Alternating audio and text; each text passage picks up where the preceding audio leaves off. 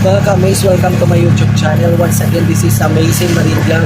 And this morning mga ka-amaze, I'm traveling to Loling Hayao Nature's Park here in Ipil, Zamboanga, Sibugay mga ka-amaze. So, nagta-travel ako sakay dito sa Badjari, tawag nila dito. So, titingnan ko mga ka-amaze kung anong meron doon sa Loling Hayao Nature's Park. So, medyo may kalayuan yung pag-travel. I think mga 10 kilometers din from the city mismo ng Ipil or town mismo ng Ipil, Zamboanga, Sibugay. So what's up mga ka-amaze, papakita ko sa inyo kung anong meron pa doon mga ka-amaze. Let's go mga ka-amaze.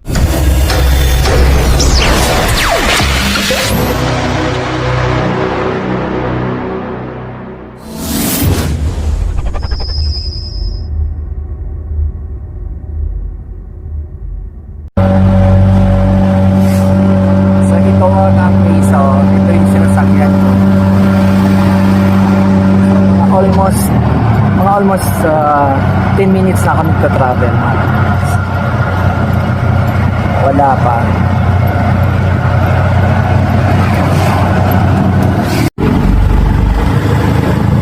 So mga ka-amaze, ayan. Dito na, doon sa may main road, papakyat ko dito. Way na to pa Loling Hayao Nature's Park.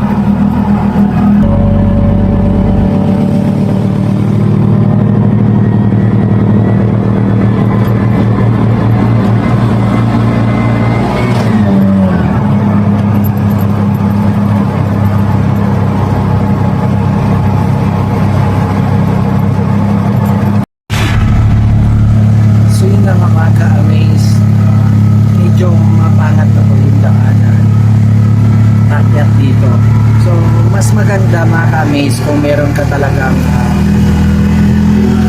sasakyan na dala or pwede naman motor or ito yan, parang tricycle na yan. Pero mas accessible siya talaga pag pag meron ka sasakyan, easy lang sarili ng sasakyan papunta dito kasi naman simentado naman yung daanan.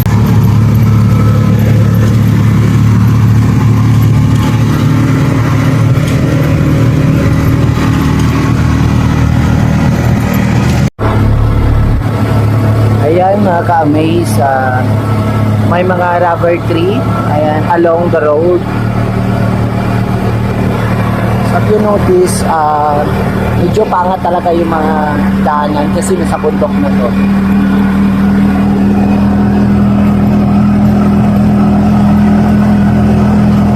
So tingnan natin yung overlooking mamaya pag natingnan natin mga ka-amaze yung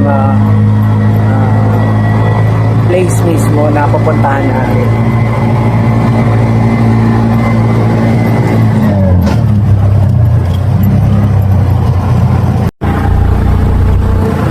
So ito na yung place. Ayan. From here. Sir, good morning po. Magbabayad pa po? Magbabayad? Okay, wait lang. So magbabayad po ako ng magkano po? Viewing lang sir or foresight? Ha? Viewing lang. Viewing lang po, viewing. 30 per head po. So 30 per head mga ka-amaze ang payment dito sa deal. Mabalik na siya sir. Mag-antay siya sa akin. Dito lang po mag-antay siya. Pwede so, kayong pati doon, tapos dito lang. Dito lang siya mag-antay. Okay. So, ayan yung wristband sir. okay. So ayan, nilagyan na ako mga ka-amaze ng ng wristband. dito. So, malawak siya talaga mga ka-amaze. Ayan, parang nasa gitna siya ng bundok. So, mag-akyat po dyan. So ayan na nga mga ka-amaze, narating ko na itong Luling Hayaw Nature's Park dito sa Doña Josipa Ipil, Zamboanga, Sibugay. So napakalawak nito mga ka-amaze at syempre doon sa taas tingnan natin kasi doon talaga yung pinaka-center ng park at meron pong resort doon, so may mga pool and may mga hotel doon sa taas. So tingnan natin kung ano pang meron doon mga ka-amaze at yung sinakyan kong tricycle ay antayin niya ako sa pagbabalik ko. Good morning sir, saan po ba dito yung grotto? So ayan mga ka-amaze, na sa taas pa daw ang grotto kasi gusto kong makikita yung malaking santo sa taas.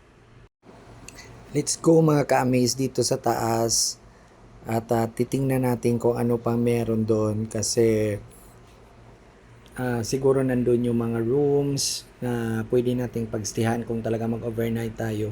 And merong free parking doon sa may mga sasakyan dyan mga ka-amaze. Dito na side, nakikita nyo dito banda sa may left side natin diyan, dito sa baba, nakita nyo yun. Merong parking space dyan para sa may mga sasakyan na mag-overnight. So, ayan, titingnan pa natin dito banda sa unahan. So may mga rules din naman, may mga nakapaskil kung ano yung mga bawal nila. Legit mga ka-amaze, talagang napakaganda. Yan, kung talagang gusto natin magstay dito or gusto natin mapag-isa at tahimik na lugar, dito talaga magandang puntahan mga ka-amaze. So tara mga ka-amaze, iikot ko pa kayo dito sa iba-iba pang area nitong park. So, basta napakarami. Kung pwede talaga ditong magstay at mga barkada, family, ayan mga ka-amaze. Kasi maliban na pwede kayo magstay na mga room na very affordable, meron din. At saka meron pang pool sa baba mga ka-amaze. So, ipapakita ko yan sa inyo maya-maya mga ka-amaze. Napakaganda.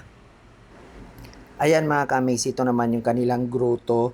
Dito banda yan siya sa side at nasa tuktok din siya nakalagay. So, makikita mo dito, very tahimik yung area at walang masyadong ingay. Puro huni lang ng mga ibon yung sa paligid. So, malakas pa yung ihip ng hangin, napakaganda. From here mga ka-amaze, ayan, nakikita nyo dyan sa harapan nitong grotto. Ayan, may building din doon ng hotel. Tapos dito sa side meron din.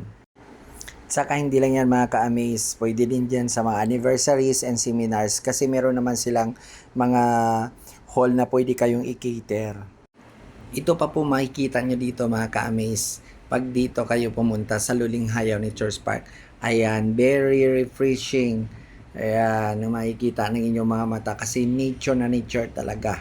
So overlooking, nandyan ang pool sa baba at saka may mga cottages dyan kayo na pwede nyo mapagstihan. May mga hotels and affordable rooms para po sa mga relatives and loved ones natin in case na pupuntahan natin itong Luling Hayaw Nature's Park dito sa Ipil, Zamboanga, Sibugay mga ka-amaze. Napakagandang lugar po. Any time of the day, pwede po kayong pumunta dito.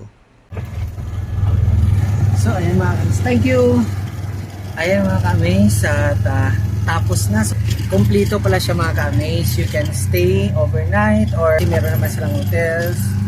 Meron silang mga rooms na air conditioned. So, mas maganda pa. Meron silang swimming pool. Kung maganda, gusto mo talagang mag-stay sa tahimik and kung trip mo yung nature. So, maganda yung scenery.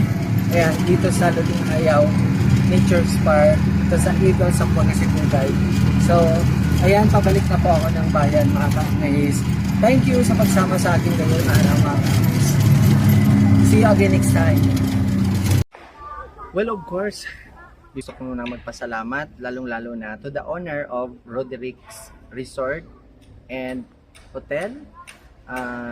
Lalo na kay Sir Roderick Cabarrio. Sir, maraming salamat for allowing me to stay here in your resort. Hopefully, makabalik pa po ako dito At isa pa sa lugar na napuntahan ko dito, yung Luling Hayaw Nature Park, sir. Napakaganda. And isa ito sa hindi ko makakalimutang experience dito sa Ipil, Zamboanga, Cebu, guys, sir. So, more power to you, sir. Thank you and God bless you. And of course, kay Ma'am Marilyn Gaspar, Jessica Valdez, and Claire Ann Bulacan from Zamboanga Peninsula Polytechnic State University, EPDU Kabasalan, and to the staff of Roderick's Resort, kay Ma'am Hazel Jane Balucos and Seruel Belgara. Shoutout din from Katibog National High School kay Ma'am Perlin Nacos, Antoinette Durano, Nisa Batok, Ayesha Isnain, and Ma'am Marilyn Elias. Maraming salamat po sa inyong lahat.